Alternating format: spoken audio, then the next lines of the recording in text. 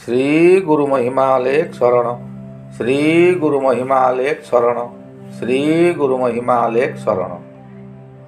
महिमा वास्तु सेवा YouTube channel तरफ मु ज्योतिष और वास्तुशास्त्री श्री अपर्ति महारणा आपण मानक पाखरे उपस्थापना करने को जाउछि जे काल सर्प जोग जातक थिले ताहार केउ केउ फल मिले। लग्न ठारू द्वादश पर्यंत 12 गोटी गृहरे 12 प्रकार काल सर्प जोग हुए, जार नाम मध्य 12 प्रकार। लग्न रे जदि राहु रहिला आपणकर जन्मकोष्ठी रे देखंतु, जदि लग्न रे राहु रहिछंती और सप्तम रे केतु अछंती और राहु केतुंकर गोटिए पार्श्व सर्वदा जानबे राहु और केतु 180 डिग्री तफात रे थिबे। सेही 180 डिग्री मध्यरे किंबा 180 डिग्री रु 1 डिग्री मध्यरे जदि समस्त ग्रह थिबे ताहा अनंत काल सर्प जोग हुए। याहारी मध्यरु जदि गोटिए किंबा 2 गोटी ग्रह बाद होइथांती ताहा मध्य यथाक्रमे शतकड़ा 90 भाग और शतकड़ा 75 भाग काल सर्प जोग सृष्टि हुए। यही काल सर्प जोग काहींकि हेला? पराशर मुनि से तांको शास्त्र रे लिखिचंती जे जेउ व्यक्ति बा जेउ पुरुष किंबा स्त्री पूजा पाठ करुथिबा समय रे किंबा रोषेई घरे रोषेई करुथिबा समय रे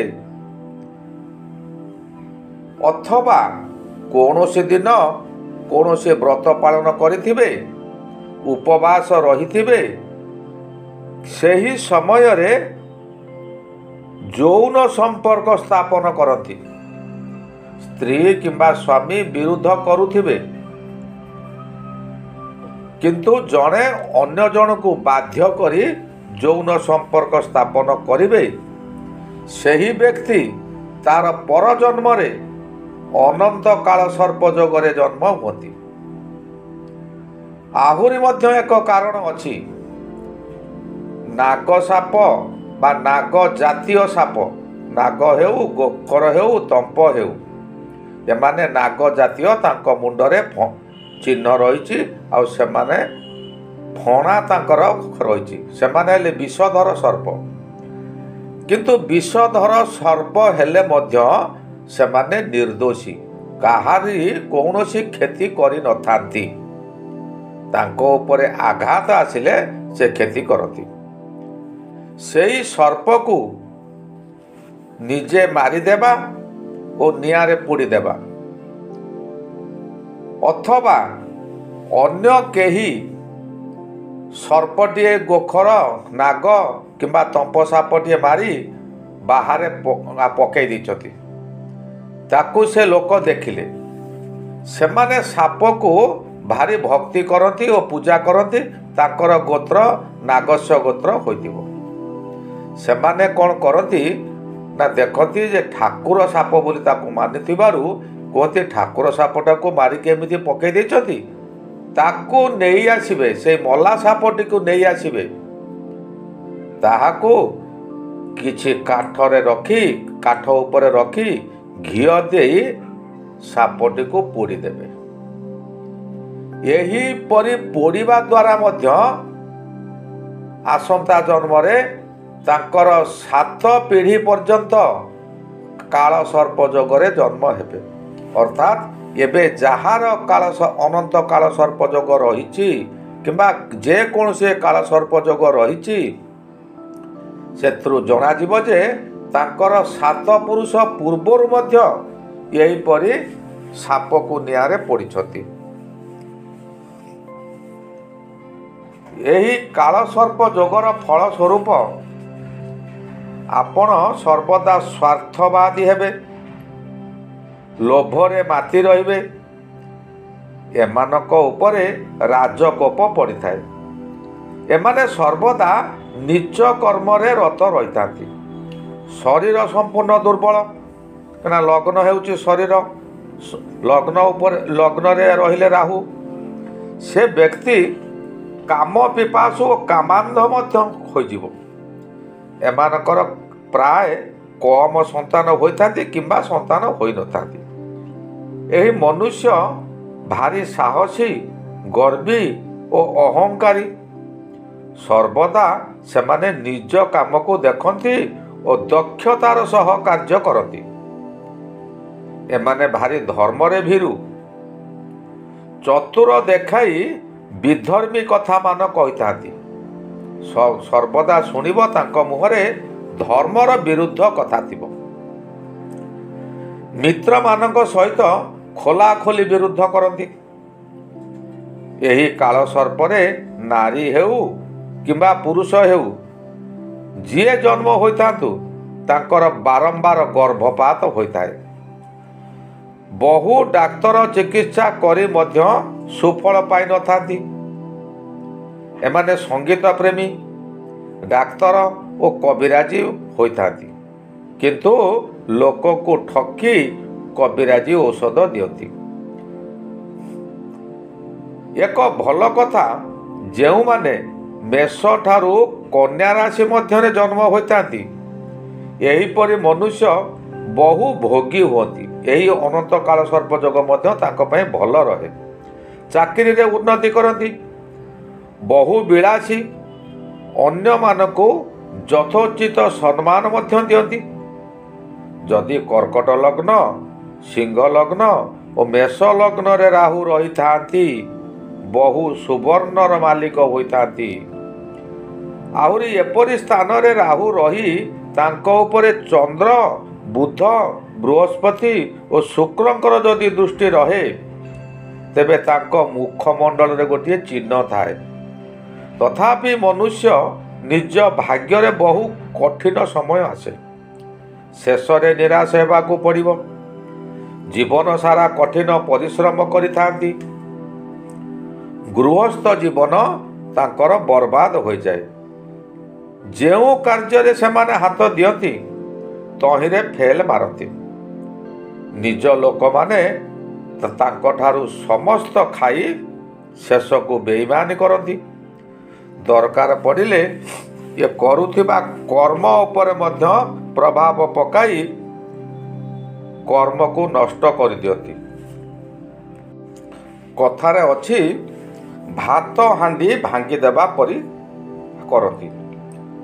ଏମାନେ ଯେଉଁ ଧନ ରୋଜଗାର କରିଥିବେ, ତାହାକୁ ଖଣ୍ଟମାନେ ଖାଇ ନଷ୍ଟ କରିଦିଅନ୍ତି। ବିନା କାରଣରେ ଜେଲ ପଠାଇ ଦିଅନ୍ତି। ଇଏ ଯାହା ତ ହେଲା, ଶ୍ୱଶୁର ଘର ଲୋକମାନେ ଅଧିକ ବେଇମାନି କରନ୍ତି, ଆଙ୍କ ସହିତ ଅଧିକ କ୍ଷୟକ୍ଷତି କରନ୍ତି। ଶ୍ୱଶୁର ଘରକୁ ଇଏ ଯେତେ ଭଲ ପାଉଥାନ୍ତୁ, ଯେତେ ଦଉଥାନ୍ତୁ, କିନ୍ତୁ ଶାଶୁ, ଶ୍ୱଶୁର, ଶଳାମାନେ ସର୍ବଦା ୟାଙ୍କଠାରୁ ଲୁଣ୍ଠନ କରିବାକୁ ଚାହିଁଥାନ୍ତି। ଲଗ୍ନରେ ରାହୁ ରହିଲେ, ଏହି ରାହୁ ଦ୍ୱିତୀୟ ଘରକୁ, ପଞ୍ଚମ ଘରକୁ, ସପ୍ତମ ଘରକୁ, ନବମ ଘରକୁ ଓ ଦ୍ୱାଦଶ ଘରକୁ ଦୃଷ୍ଟି ରହେ। ଦ୍ୱିତୀୟ ଗୃହକୁ ଦୃଷ୍ଟି ରହିବା ଦ୍ୱାରା ନିଜ ଲୋକମାନଙ୍କ ଦ୍ୱାରା 8 ବର୍ଷ ଓ 14 ବର୍ଷରେ ଜଳ ଭୟ ଥାଏ, ନଚେତ୍ ମୃତ୍ୟୁବତ ପୀଡ଼ା ମିଳିବ। ପଞ୍ଚମକୁ ଦୃଷ୍ଟି ଥିବାରୁ ସନ୍ତାନ କଷ୍ଟ ହେବ, କର୍ମ ନଷ୍ଟ ହେବ, ଧର୍ମ ନଷ୍ଟ ହେବ, କିନ୍ତୁ ରାଜକର୍ମଚାରୀଙ୍କ ଦ୍ୱାରା ବିଜୟୀ ହୋଇବେ ବା କିଛି ସୁଖ ମିଳିବ। ମନ ଦେଇ ପାଠ ନ ପଢ଼ି ଏମାନେ ସର୍ବଦା ଘୁରି ବୁଲନ୍ତି। ଏହି ରାହୁଙ୍କର ଲଗ୍ନରେ ରାହୁ ରହିଲେ ସପ୍ତମ ଭାବକୁ ମଧ୍ୟ ଦୃଷ୍ଟି ରହିବ। ସପ୍ତମ ଭାବ ହେଲା ଜାୟା ଘର। ସପ୍ତମ ଭାବକୁ ଦୃଷ୍ଟି ରହିଲେ ଅଧିକ କାମ ଉତ୍ତେଜନା ବଢ଼ିଥାଏ। ଏହାର କାରଣ ଶୁଣନ୍ତୁ। ଲଗ୍ନରେ ରାହୁ ରହିଲେ ପ୍ରାୟତଃ ବିବାହରେ ବିଳମ୍ବ ହୁଏ କିମ୍ବା ବିବାହ ହୋଇପାରେ ନାହିଁ କିମ୍ବା ସ୍ୱାମୀ ସ୍ତ୍ରୀଙ୍କର ସମ୍ପର୍କ ଭଲ ରହେ ନାହିଁ। ଏଣୁ ମନୁଷ୍ୟ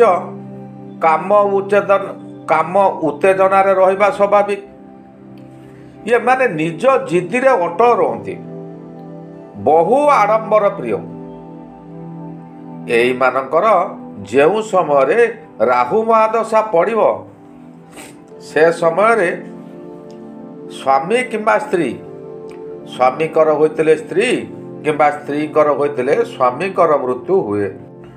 ନବମ ଗୃହକୁ ଦୃଷ୍ଟି ରହିଛି। ଲଗ୍ନରେ ରାହୁ ରହିଲେ ତାଙ୍କର ନବମ ଦୃଷ୍ଟି ଅଛି, ଗୋଟିଏ ତୀକ୍ଷ୍ଣ ଦୃଷ୍ଟି। ସେଇଟା ନବମକୁ ଦୃଷ୍ଟି ଥିବାରୁ ଭାଇମାନଙ୍କ ଦ୍ୱାରା ବହୁତ କଷ୍ଟ ଭୋଗ କରନ୍ତି। ମିତ୍ରମାନେ ମଧ୍ୟ ପୀଡ଼ା ଦିଅନ୍ତି। ମ୍ଲେଚ୍ଛମାନଙ୍କ ଦ୍ୱାରା କେବଳ ଉନ୍ନତି ହୁଏ।